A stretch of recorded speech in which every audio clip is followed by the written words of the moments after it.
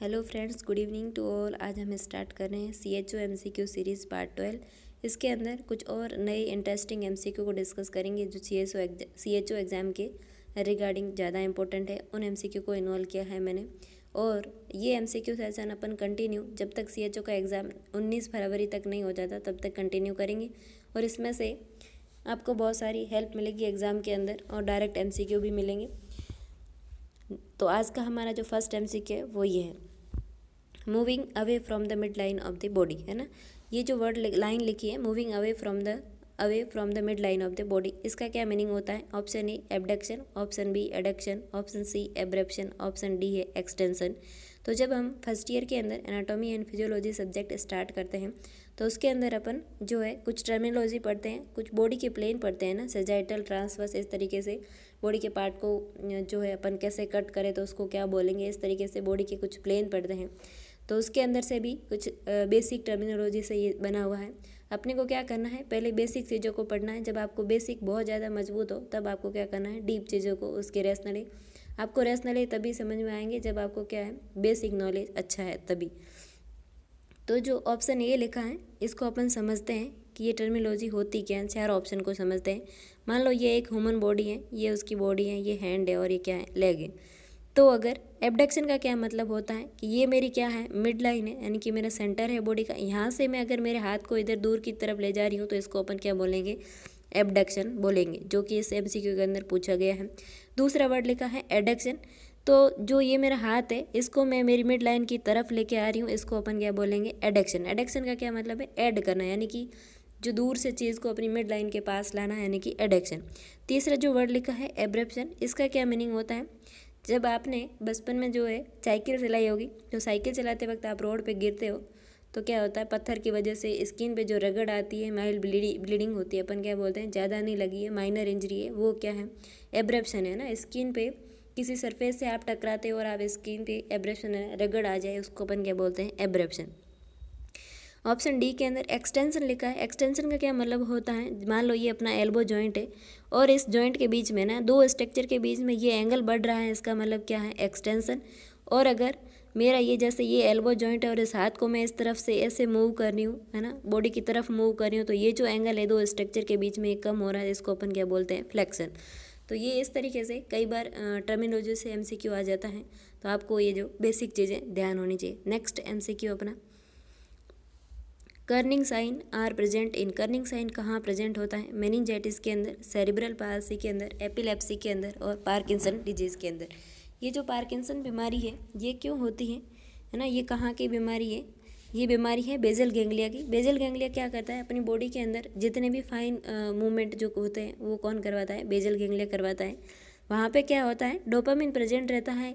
अगर sufficient present है तो अपनी बॉडी नॉर्मल काम करती है। अगर वहाँ पे कम और ज़्यादा हो जाए तो दो तरीके की बीमारी होती है। अगर डोपामिन का कम हो जाता है लेवल, है ना, डोपामिन अगर कम हो जाता है तो क्या हो जाता है, पार्किंसन। अगर यही डोपामिन बहुत ज़्यादा बढ़ जाए तो साइकेट्रिक के अंदर एक मेजर डिसऑर्डर पड़ता है जिसको अपन बोलते हैं सिजोफ्रेनिया ना। सिजोफ्रेनिया के अंदर क्या होता है, ग्रुप ऑफ सिम्टम प्रेजेंट रहते हैं और वो बीमारी होती है जिसके अंदर मरीज़ बहुत ज़्यादा हाइपर हो जाता है, उसको अपन क्या बोलते हैं, सिजोफ्रेनिया। और ऑप्शन सी के अंदर लिखा हुआ है एपिलेप्सी। एपिलेप्सी का क्या मतलब होता है, रिकरेंट सीजर आते हैं विदाउट गेनिंग कॉन्शियसनेस। मरीज कॉन्शियस नहीं हुआ, फिर से सीजर आ गया, मरीज कॉन्शियस नहीं हुआ, फिर से सीजर आ गया, उस कंडीशन को अपन क्या बोलते हैं, एपिलेप्सी बोलते हैं। और जो एपिलेप्सी है इसकी ड्रग ऑफ चॉइस कौन रहता है, डायजेपाम जो होती हैं इस एपिलेप्सी की क्या होती हैं, ड्रग ऑफ चॉइस होती हैं। ऑप्शन बी के अंदर लिखा हुआ है सेरिब्रल पाल्सी। सेरिब्रल पाल्सी जो है बाय बर्थ रहती है बच्चे के अंदर। ड्यूरिंग फीटल पीरियड जो है, ड्यूरिंग प्रेगनेंसी, मदर के वूम के अंदर जब बच्चा होता है उस दौरान किसी कारण बच्चे के ब्रेन के अंदर ऑक्सीजन की सप्लाई कम होती है, तो उसके जो कुछ पार्ट है ना, ब्रेन के कुछ पार्ट जो हैं वो डेवलप नहीं हो पाते हैं। तो ऐसी कंडीशन में मरीज जब सेरिब्रल पाल्सी वाला होता है तो इसके अंदर 3 सिम्टम्स से हम डिटेक्ट करते हैं कि मरीज सेरिब्रल पाल्सी का है। एक तो इसका पोस्चर कैसा होता है, अबनॉर्मल होता है। इसके मूवमेंट कैसे होते हैं, वो भी अबनॉर्मल होते हैं। तो इसको देख के, और इसका जो डेवलपमेंट होता है वो कैसा होता है, डिले होता है। डेवलपमेंट डिले हो जाता है, मूवमेंट जो होते हैं बॉडी की वो अबनॉर्मल होते हैं, और उसका जो पोस्चर होता है वो भी क्या होता है, अबनॉर्मल। तो ऐसा बच्चा जो तीनों सिम्टम के साथ रहता है इसको अपन क्या बोलते हैं, ये सेरिब्रल पाल्सी का बच्चा है। और क्यों होता है, क्योंकि ब्रेन के अंदर हाइपोक्सिक इंसल्ट होती है, उस वजह से ब्रेन का कुछ पार्ट जो है लेस डेवलप रहता है, इस वजह से इस कंडीशन को अपन क्या बोलते हैं, सेरिब्रल पाल्सी। ये जो मेनिंजाइटिस है, मेनिंजाइटिस का क्या मीनिंग होता है, अपनी जो मेनिंजेस रहती है, ड्यूरा मैटर, अरेक्नल मैटर और पाया मैटर, उनका जो इन्फ्लामेशन होता है उसको अपन क्या बोलते हैं, मेनिंजाइटिस। मेनिंजाइटिस के अंदर दो इंपॉर्टेंट साइन प्रेजेंट रहते हैं, एक होता है कर्निंग साइन और दूसरा होता है ब्रूड-जिंस्की साइन। कर्निंग साइन के अंदर क्या होता है, एक मरीज ये सुपाइन पोजीशन के अंदर लेट रहा है ना, सुपाइन पोजीशन के अंदर लेट रहा है, और अपन क्या करते हैं, यहाँ हिप से 90 डिग्री एंगल पर मरीज को क्या करते हैं, फ्लैक्स करवाते हैं पैसिवली, है ना, पैसिवली फ्लैक्स करवाते हैं, तो मरीज को नी के अंदर पेन होता है ना, नी के अंदर पेन होता है, उस साइन को अपन क्या बोलते हैं, कर्निंग साइन। और ब्रूड-जिंस्की साइन के अंदर क्या होता है, मरीज को क्या करते हैं अपन, सुपाइन पोजीशन के अंदर लेटाते हैं और उसकी नेक को पैसिवली अपन क्या करते हैं, फ्लैक्स करते हैं। जब नेक को फ्लैक्स करते हैं तो मरीज के नेक के अंदर बहुत ज़्यादा स्टिफनेस रहती है, उसकी वजह से उसको पेन होता है, और वो क्या करता है, हिप और नी को फ्लैक्स कर देता है, और एकदम फेशियल एक्सप्रेशन उसके पेन वाले रहते हैं। उस साइन को अपन क्या बोलते हैं, ब्रूड-जिंस्की साइन। क्या बोलते हैं, ब्रूड-जिंस्की साइन। ब्रूड-जिंस्की साइन किसके अंदर रहता है, मेनिंजाइटिस के अंदर। कई बार इसका पिक्चर देके आपको सवाल पूछा जाता है नॉर्सेट के अंदर, कई बार इसकी लैंग्वेज देके पूछा जाता है कि ये कौन सा है, कई बार आपको ये पूछा जाता है कि कहाँ कौन सी बीमारी में होते हैं, आपको जवाब देना है मेनिंजाइटिस के अंदर। नेक्स्ट MCQ अपना, superior vena cava enter into the, ना, सुपीरियर जो वेना केवा होती हैं वो कहाँ आकर एंटर होती हैं, एओर्टा के अंदर, राइट एट्रियम के अंदर, लेफ्ट एट्रियम के अंदर, या लेफ्ट वेंट्रिकल्स के अंदर। ये जो अपना हार्ट है इसके अंदर 4 चैम्बर होते हैं, और अपनी जो अपर बॉडी रहती है यहाँ से सारा वीनस रिटर्न कौन लेके आता है, सुपीरियर वेना केवा लाती है, और आके कहाँ खोलती है, राइट एट्रियम के अंदर। कहाँ खोलती है, राइट एट्रियम के अंदर सुपीरियर वेना केवा खुलती है। और जो इन्फीरियर वेना केवा होती है वो भी आके कहाँ खुलेगी, यहीं खुलती है, लेकिन लोअर बॉडी का वीनस रिटर्न कौन लाता है, inferior vena cava. Next MCQ अपना, एंटीडोट ऑफ हेपेरिन। हेपेरिन का जो एंटीडोट है वो कौन सा है, इंसुलिन है, हेपेरिन खुद है, या एस्प्रिन है, या विटामिन के है। ये जो हेपेरिन है इसको काट के आप यहाँ कर दो प्रोटामाइन सल्फेट, है ना, प्रोटामाइन सल्फेट। प्रोटामाइन जो सल्फेट है वो क्या रहता है, हेपेरिन का एंटीडोट रहता है। हेपेरिन क्या है, एक IV एंटीकोगुलेंट ड्रग होती है। एंटीकोगुलेंट ड्रग 3 टाइप से लग सकते हैं, या तो आप उसको IV दो तो वो कौन होता है, हेपेरिन, या एक और आता है लो मॉलिक्यूलर वेट हेपेरिन आता है जो सब क्यूटेनियस लगता है, और प्री फिल्ड सिरिंज आती है इसकी, है ना, एनोक्सापेरिन, और इस तरीके से मार्केट में आता है ब्रांड LMWH का। और इसके अलावा जो ओरल रहता है उसको अपन बोलते हैं वारफेरिन, है ना, जो ओरल एंटीकोगुलेंट देते हैं उसको अपन बोलते हैं वारफेरिन। अगर आपको पूछे वारफेरिन का एंटीडोट कौन है, आपको जवाब देना है विटामिन के। अगर आपको पूछे हेपेरिन का एंटीडोट कौन है, आपको जवाब देना है प्रोटामाइन सल्फेट। इंसुलिन किसका एंटीडोट है, ब्लड शुगर का, किसका है, ब्लड शुगर का। अगर ब्लड के अंदर शुगर ज़्यादा हो रही है, आप इंसुलिन लगा दोगे तो वो जो शुगर है वो कहाँ शिफ्ट हो जाएगी, सेल के अंदर शिफ्ट हो जाएगी, क्योंकि इंसुलिन जो होता है वो क्या करता है, सेल के वो दरवाजे खोलता है जहाँ पे शुगर को धकेल देता है, तो ब्लड के अंदर शुगर क्या हो जाती है, कम हो जाती है। एस्प्रिन क्या है, एंटीप्लेटलेट ड्रग है, इसका क्या है, कोई स्पेसिफिक एंटीडोट नहीं होता है। एस्प्रिन का अगर लेवल बॉडी के अंदर बहुत ज़्यादा हो जाता है तो इसका कोई स्पेसिफिक एंटीडोट नहीं होता है। ऐसी कंडीशन के अंदर सोडा बाइकार्ब को यूज़ करके हम क्या है, एस्प्रिन का किडनी के द्वारा एलिमिनेशन करवा सकते हैं। तो नेक्स्ट MCQ अपना है, the drug dopamine is used for. जो डोपामिन है ये कैसी ड्रग है, एक आइनोट्रोपिक एजेंट होता है। ये किसके अंदर यूज़ करते हो, हार्ट रेट को बढ़ाने के लिए, या हार्ट रेट को कम करने के लिए, या ब्लड प्रेशर को बढ़ाने के लिए, या ब्लड प्रेशर को कम करने के लिए। तो जो डोपामिन होता है ये अपन किसके अंदर यूज़ करते हैं, हाइपोटेंशन वाले मरीजों को, जिसके अंदर क्या है, BP मेंटेन नहीं हो रहा है, मरीज हाइपोटेंशन के अंदर जा रहा है, तो ऐसी कंडीशन में हम जो इन्फ्यूजन स्टार्ट करते हैं वो क्या होता है, डोपामिन। डोपामिन क्या करता है, एक तो रीनल ब्लड फ्लो को इंक्रीज़ करता है, दूसरा ये पेरिफेरल ब्लड पर जो ब्लड वेसल्स होती है उस पर अपना इफेक्ट लाता है, और वहाँ पे वेसो कॉन्स्ट्रिक्शन करता है, उसकी वजह से ब्लड जो वेसल्स होती है उसके अंदर प्रेशर बढ़ता है, और उसको अपन बोलते हैं कि ये BP नॉर्मल कर देगा। तो अपन क्यों यूज़ करते हैं डोपामिन को, BP को इंक्रीज़ करने के लिए। जो ऑप्शन जो C के अंदर लिखा है वो इसका करेक्ट आंसर है, BP को इंक्रीज़ करने के लिए डोपामिन का इन्फ्यूजन चलाते हैं। हार्ट रेट को बढ़ाना हो तो जिसको अपन यूज़ करते हैं उस ड्रग का नाम है एट्रोपिन सल्फेट। एट्रोपिन सल्फेट जो है ये एक ऐसी ड्रग है, इमरजेंसी ड्रग होती है। इसके अंदर हार्ट रेट अगर पेशेंट ब्रेडी में जा रहा है तो अपन एट्रोपिन लगाते हैं। हार्ट रेट कम किसके अंदर होती है, अपन एक जो है ड्रग पड़ी थी डिगॉक्सिन, है ना, डिगॉक्सिन के अंदर अपन हार्ट रेट को मॉनिटर कर रहे थे और वो कंजेस्टिव हार्ट फेलियर की ड्रग ऑफ चॉइस थी।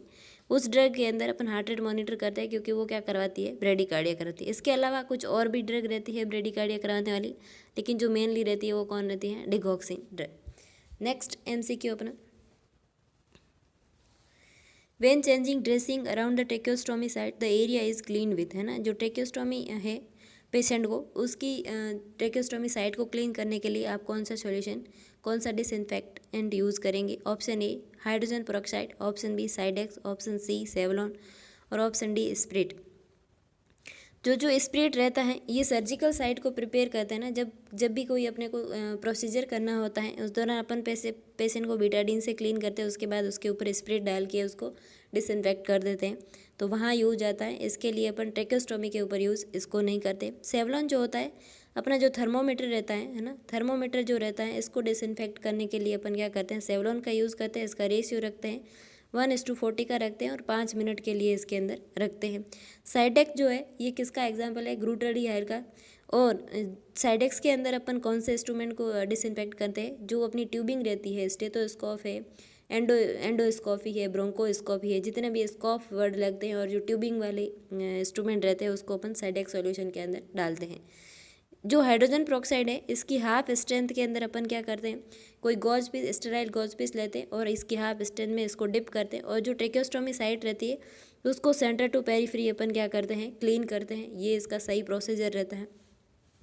ट्रेक्योस्टोमी वाला जो मरीज़ रहता है इससे रिगार्डिंग अपने नर्सिंग की रेस्पॉन्सिबिलिटी कई बार एग्जाम के अंदर पूछी जाती है कि एक मरीज़ है जो बेड पे सो रहा है जिसको क्या है, ट्रेक्योस्टोमी की हुई है, तो आपको बेड साइड क्या रखना है। जो ट्रेक्योस्टोमी करते हैं उसके अंदर एक ऑब्चुरेटर आता है ना, एक है ना डायलेटर टाइप का ऑब्चुरेटर आता है ट्रेक्योस्टोमी के अंदर, वो क्या करना है, बेड साइड रखना है। अगर मान लो किसी कारणवश ट्रेक्योस्टोमी डिस्क्लोज हो जाती है तो अपन इस ऑब्चुरेटर को ट्यूब के अंदर डालकर वापस क्या है, इंसर्ट कर सकते हैं। इसीलिए क्या करना है, ऑब्चुरेटर को क्या करते हैं अपन, बेड साइड रखते हैं। इस MCQ का जो करेक्ट आंसर है वो क्या है, ए, हाइड्रोजन पेरोक्साइड की हाफ स्ट्रेंथ के अंदर अपन क्या कर सकते हैं, ट्रेक्योस्टोमी की केयर कर सकते हैं। नेक्स्ट MCQ अपना,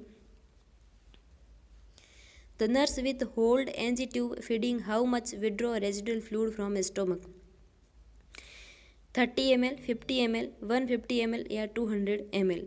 तो जो ये पूछ रहा है MCQ कि आप क्या है, एक मरीज़ को NG ट्यूब दे रहे हो, आप फीडिंग देने गए हो और आपने क्या किया, एस्पिरेट करके उसका रेजिडुअल वॉल्यूम देखा, है ना, एस्पिरेट करके रेजिडुअल वॉल्यूम देखा और कितना वॉल्यूम आया कि आपने ये डिसाइड कर दिया कि अब ये फीडिंग इस मरीज़ को नहीं देंगे।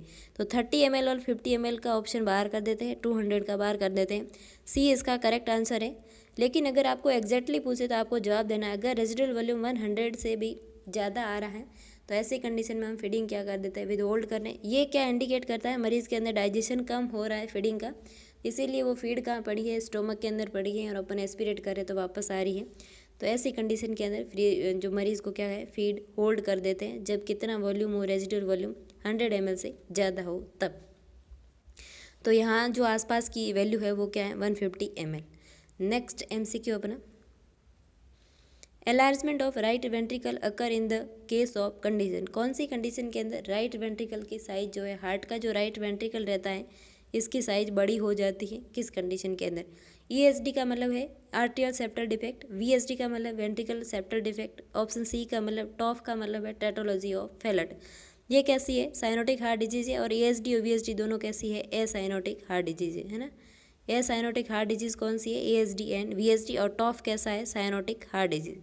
जब पीडियाट्रिक के अंदर बच्चों के अंदर cyanotic and obstetric heart disease पढ़ते हैं तो जो टॉफ है वो किसके अंडर आता है, साइनोटिक हार्ट डिजीज़ के अंदर, और ESD और VSD किसके अंदर आते हैं, एसाइनोटिक हार्ट डिजीज़ के अंदर। टॉफ के अंदर एक्चुअली होता क्या है, ये जो अपनी हार्ट से, ये अपना हार्ट है ना, हार्ट से जो अपनी पल्मोनरी आर्टरी निकलती है, सबसे पहले इसका क्या होता है, स्टीनोसिस होता है। स्टीनोसिस होता है तो जितना ब्लड आगे जाना चाहिए इतना आगे नहीं जाता, तो ये वापस इसके अंदर क्या रहता है, स्टोर रहता है। उस टाइम क्या हो जाता है, राइट वेंट्रिकल जो है इसका क्या होगा, हाइपरटोपी, क्योंकि यहाँ ब्लड ज़्यादा रुक रहा है, आगे जाने की जगह नहीं, ये पाइप कैसा हो गया, नैरो, है ना, पल्मोनरी आर्टरी वाला जो पाइप है ये कैसा हो गया, नैरो, इसीलिए ब्लड आगे नहीं जा रहा, तो वेंट्रिकल की साइज़ कैसी होगी, बड़ी। इसको अपन क्या बोलते हैं, राइट वेंट्रिकल हाइपरट्रॉफी। जब ये बड़ी होगी तो ज़्यादा प्रेशर की वजह से क्या होगा, यहाँ पे रैप्चर होगा। जब रैप्चर होगा तो इसको अपन क्या बोलते हैं, VSD, है ना। वेंट्रिकल के बीच में क्या है, सेप्टल बन गया है एक, यहाँ पे रैप्चर हो गया है, तो इसको अपन क्या बोल देते हैं, VSD। VSD के बाद में क्या होगा, यहाँ से क्या है, एओर्टा एराइज होता है, इसके अंदर ब्लड ज़्यादा आएगा तो इसको अपन क्या बोलते हैं, ओवर राइजिंग ऑफ एओर्टा। तो ये 4 सिम्टम किसके अंदर रहते हैं, टॉफ के अंदर रहते हैं। सबसे पहले पल्मोनरी आर्टरी का क्या होगा, स्टीनोसिस, इसकी वजह से ब्लड आगे नहीं जा पाएगा, नहीं जाए तो या राइट वेंट्रिकल की हाइपरट्रॉफी होगी, वो बड़ा हो जाएगा। और फिर जब बहुत ज़्यादा बड़ा होगा, स्ट्रेचिंग की वजह से यहाँ रैप्चर होगा, जिसको अपन क्या बोलेंगे, VSD। और जब रैप्चर होकर ब्लड इधर आना शुरू आ जाएगा और एओर्टा जस्ट यहाँ से अराइज होना स्टार्ट होगा, तो उसको अपन क्या बोल देंगे, ओवर राइजिंग ऑफ एओर्टा। ये सिम्टम किसके अंदर रहते हैं, टॉफ के अंदर रहते हैं। तो ये पूछ रहा है एनलार्जमेंट ऑफ राइट वेंट्रिकल किसके अंदर होता है, आपको जवाब देना है टॉफ वाले बच्चे के अंदर एनलार्जमेंट ऑफ राइट वेंट्रिकल्स होता है। तो यहाँ पे क्या है, C करेक्ट आंसर है। नेक्स्ट MCQ अपना, a condition in which a portion of the lung or the wall lung fail to expand, है ना। ये बता रहा है MCQ, कैसी कौन सी कंडीशन है जिसके अंदर लंग क्या है, एक्सपांड नहीं हो पा रहे हैं। एटेलेटेक्सिस के अंदर, ऑप्शन B क्रॉफ के अंदर, ऑप्शन C अस्थमा के अंदर। अस्थमा क्या है, अस्थमा के अंदर कुछ ट्रिगर्स रहते हैं, उस ट्रिगर की वजह से क्या होता है, एयरवे के अंदर स्पाजम आते हैं ना। जैसे ही उसके अंदर ये एलर्जिक ट्रिगर्स रहते हैं, इसकी वजह से एयरवे के अंदर स्पाजम आता है और विजिंग साउंड इसके अंदर प्रेजेंट रहता है, उसको अपन क्या बोलते हैं, अस्थमेटिक कंडीशन। क्रॉफ क्या है, क्रॉफ के अंदर क्या होता है, क्रॉफ का दूसरा नाम है लेरिंगो ट्रेकियो ब्रोंकाइटिस, है ना। लेरिंगो ट्रेकियो ब्रोंकाइटिस का क्या मीनिंग हुआ कि लेरिंग्स का इन्फेक्शन है, ट्रेकिया का है और ब्रोंकाई का है। इस कंडीशन को अपन क्या बोलते हैं, क्रॉफ। ये क्या है, एयरवे का इन्फेक्शन है, लेरिंग्स, ट्रेकिया और ब्रोंकाई का। एटेलेटेक्स का मतलब होता है लंग्स का कोलेप्स होना, है। लंग्स क्या हो गए, कोलेप्स हो गए, इस कंडीशन को अपन बोलते हैं एटेलेटेक्सिस। और यही MCQ के अंदर पूछा जा रहा है कि ऐसी कौन सी कंडीशन है जिसके अंदर लंग एक्सपांड नहीं होते हैं, इंस्पिरेशन और एक्सपायरेशन करने में अनेबल नहीं होते हैं, तो इसको अपन क्या बोलते हैं, एटेलेटेक्सिस बोलते हैं। एटेलेटेक्सिस एक ऐसी कंडीशन है जिसके अंदर लंग्स क्या है, प्रॉपर एक्सपांड नहीं हो सकते। तो आज के लिए इतना ही। और अगर आपको ये MCQ अच्छे लग रहे हैं, आपको ये कंटेंट समझ में आ रहा है, कंसेप्ट समझ में आ रहा है, तो आपको क्या करना है, इस वीडियो को मैक्सिमम लाइक करना है, शेयर करना और सब्सक्राइब करना है। अब मिलते हैं नेक्स्ट लेक्चर में, तब तक के लिए धन्यवाद।